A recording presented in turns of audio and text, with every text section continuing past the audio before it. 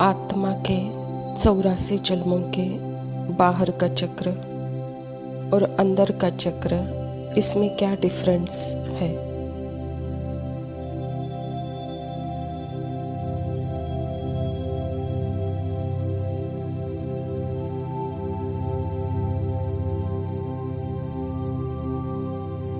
बाबा हमें बताते हैं कि आत्मा एक छोटी सी बिंदु है और बिंदु के अंदर किसी के 84 जन्मों का पार्ट है, किसी का 50 जन्मों का पार्ट, किसी का 4 और किसी का 1 भी है।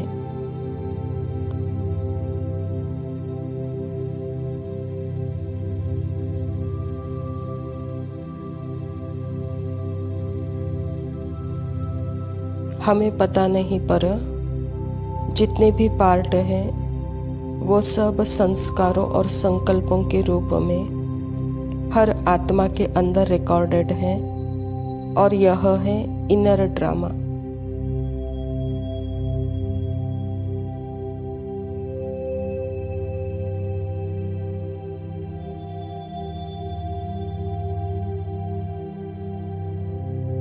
यह ड्रामा फिक्स और रिकॉर्डेड है। फिर जब आत्मा अपने जिस भी पार्ट से अपनी पहचान, जिस भी संकल्प और संस्कार से अपनी पहचान बनाकर उसको एक्शन में लाती है, तो उससे एक बाहर का ड्रामा अभिव्यक्त होता है।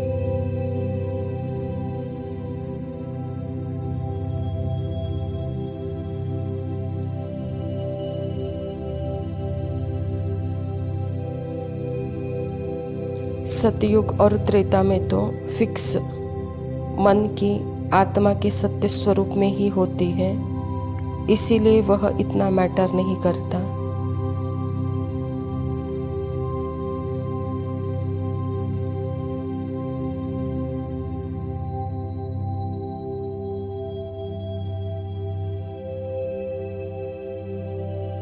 लेकिन द्वापर युग और कलयुग में मन की स्क्रिप्ट अलग हो जाती है और आत्मा का ट्रुथ अलग हो जाता है, क्योंकि आत्मा भूली हुई है अपने आप को। तो मन के स्क्रिप्ट से अपनी पहचान बनाकर वह सूक्ष्म चोले पहनकर पार्ट प्ले करती है।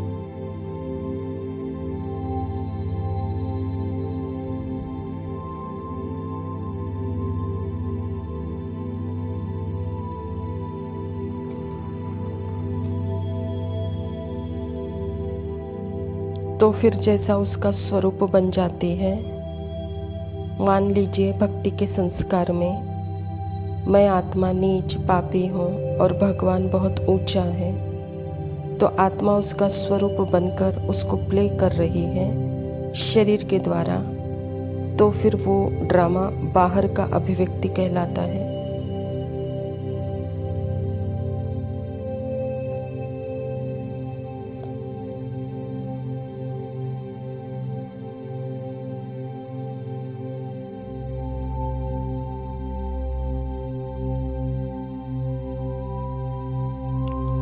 और बाहर का ड्रामा कभी मान लीजिए भय का संकल्प, चिंता का संकल्प। अब मुझ आत्मा ने एक सूक्ष्म चोले को पहनकर अपना स्वरूप बना लिया, उसको अपना मान लिया, उसको एक्शन वर्ड में, थॉट वर्ड में ले आती है।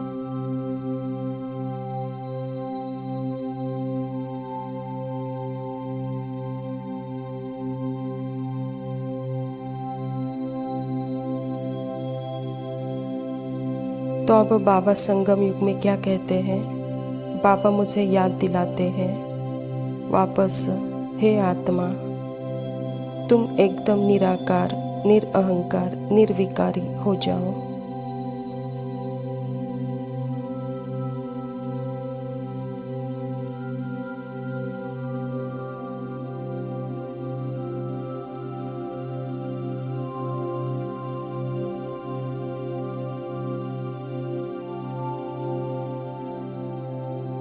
और जो मन बुद्धि संस्कार है उसमें सिर्फ एक स्क्रिप्ट है पुराने संस्कारों की, पुराने संकल्पों की, तुम उससे अपनी पहचान नहीं बनाओ।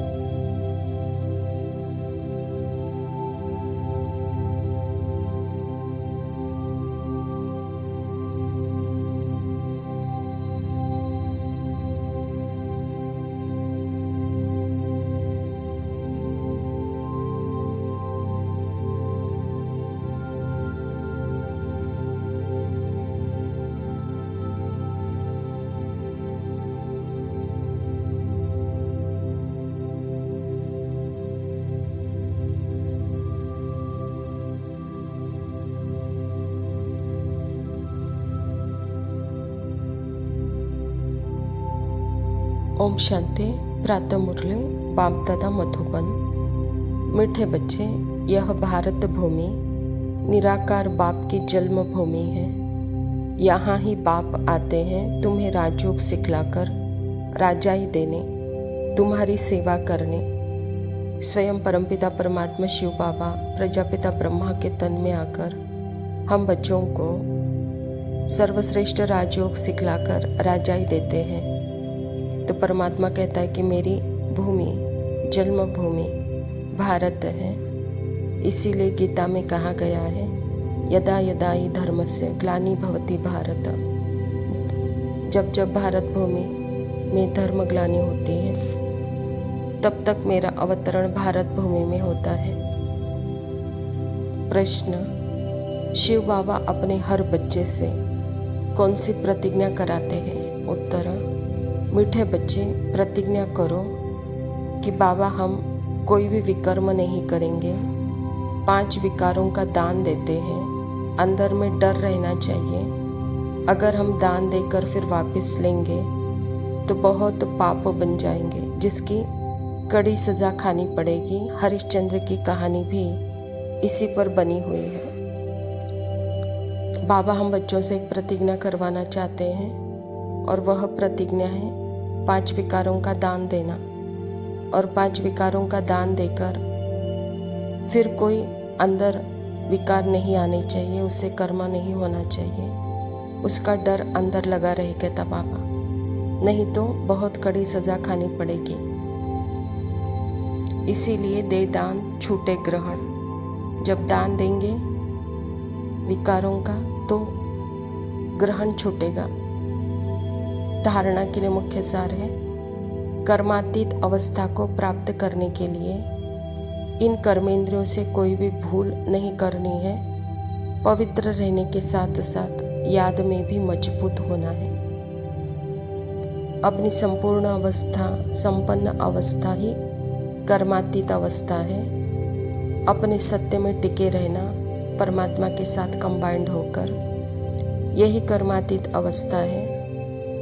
फिर वहाँ कोई कर्मेंद्रियों से भूले नहीं होगी। तब तक बाबा कहता पवित्र रहने के साथ याद में रहने का अभ्यास करो तो मजबूती आएगी। दूसरा पॉइंट है, सदा पुण्यात्मा बनने के लिए तन मन धन से बाप पर बलिहार जाना है। एक बार बलिहार जाने से 21 जन्मों के लिए पुण्यात्मा बन जाएंगे। पुण्यात्मा अर्थात ही अपने सत्य में टिकी हुई आत्मा, जो अपना तन मन धन परमात्मा के ऊपर बलिहार कर चुके हैं। तो उसका रिटर्न में बाबा कहता 21 जन्मों के लिए आप पुण्यात्मा बन जाएंगे। वरदान है, सहज योग को नेचर और नेचुरल बनाने वाले हर सब्जेक्ट में परफेक्ट भव। जैसे बाप के बच्चे हो, इसमें कोई परसेंटेज नहीं है। ऐसे निरंतर सहज योगी व योगी बनने के स्टेज में अब परसेंटेज खत्म होनी चाहिए। नेचुरल और नेचर हो जाना चाहिए। जैसे कोई की विशेष नेचर होते हैं, उस नेचर के वश न चाहते भी चलते रहते हैं, ऐसे यह भी नेचर बन जाए। क्या करूं, कैसे योग लगाऊं, यह बातें खत्म हो जाए तो हर सब्जेक्ट में परफेक्ट बन जाएंगे। परफेक्ट अर्थात इफेक्ट और डिफेक्ट से पर। बाबा कहता आपका जो नेचुरल नेचर है वह सहज बन जाए, सहज योग हो जाए। और इस नेचुरल नेचर में न चाहते हुए भी यहाँ विशेषताएं हैं। तो यहाँ क्या क्यों यह खत्म हो जाए, यही परफेक्टनेस इफेक्ट और डिफेक्ट से परे करता है। स्लोगन है, सहन करना है तो खुशी से करो, मजबूरी से नहीं। अच्छा मीठे मीठे से खिलाते बच्चों प्रति माता पिता बाप दादा का याद प्यार और गुड मॉर्निंग। रूहानी बाप के रूहानी बच्चों को नमस्ते। हम रूहानी बच्चों के रूहानी माता पिता बाप दादा को याद प्यार और नमस्ते। चलूंगी जहाँ ले चलोगे वहीं मैं चलूंगी। जहाँ बाबा रख लोगे, जहाँ बाबा रख लोगे वहीं मैं रहूंगी। जहाँ ले चलोगे वहीं मैं चलूंगी। जहाँ ले चलोगे वहीं मैं चलूंगी।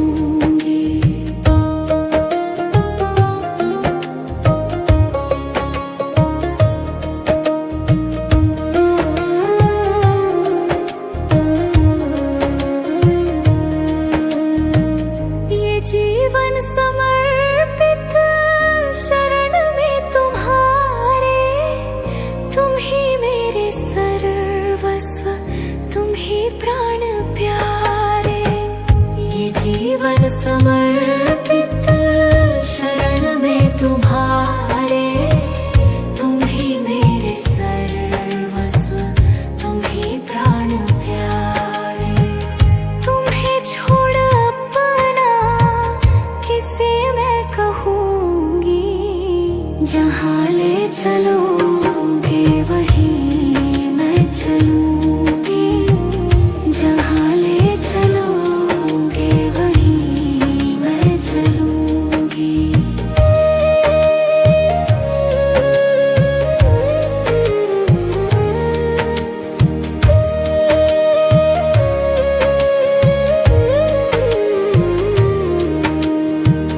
ना दूंगी बहाना, ना कोई अर्जी, कर लो करा लो तुम्हारी जो मर्जी।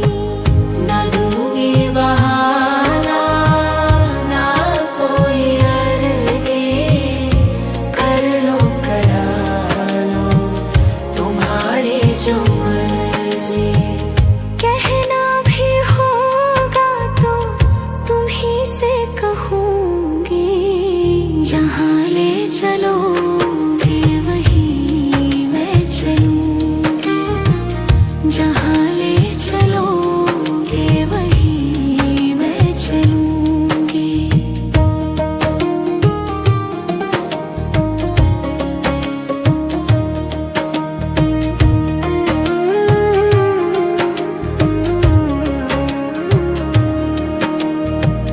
न दुनिया की चाहत, न पाने की इच्छा, मिला खूब तुमसे वही सबसे